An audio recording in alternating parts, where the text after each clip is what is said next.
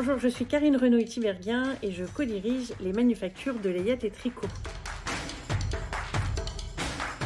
J'ai repris avec mon associé Arnaud de Belabre il y a 6 ans maintenant la manufacture de layette et tricot qui est située à Pau et nous tricotons des vêtements pour le bébé, de la layette que nous vendons à la grande distribution.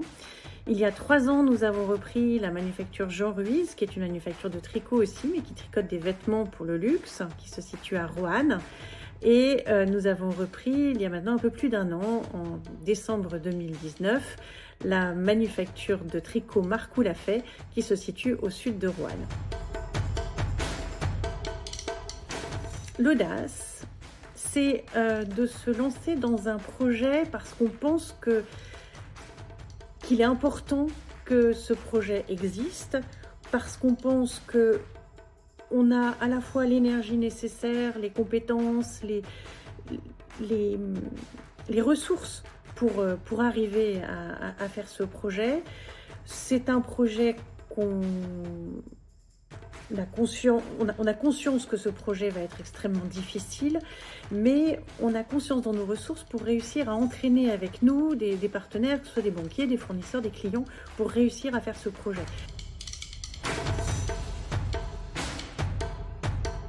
Avec Arnaud de Belabre, il y a 6 ans, on s'est dit, c'est pas possible, on peut pas arrêter de produire en France et on peut pas arrêter de produire du textile. Alors, tout le monde pensait qu'il fallait arrêter de produire du textile, ça ne marchait pas de produire du textile en France.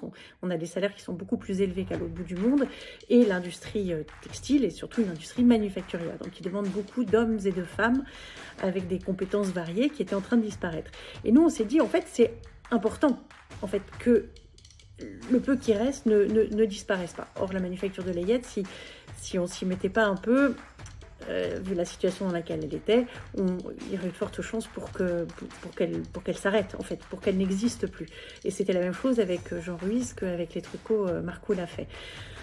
Donc voilà, donc c'est l'audace pour moi, c'est vraiment un projet qui est compliqué, qui va pas être simple, pour lequel il va falloir travailler, il va falloir être dynamique, il va falloir convaincre, il va falloir persuader, il va falloir user de toutes vos forces pour arriver à passer le truc, mais qui pour vous est super important en fait. Et si vous le faites pas, les conséquences de ne pas le faire sont bien pires que de foirer le truc. Parce qu'il y a ça aussi dans l'audace, c'est le fait de savoir que potentiellement ça peut foirer.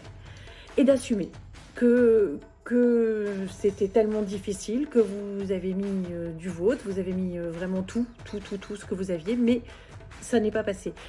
Et c'est ça l'audace, c'est que le résultat n'est pas certain et que c'est pas grave qu'il soit pas certain, parce que ce qui est grave, c'est de ne rien faire.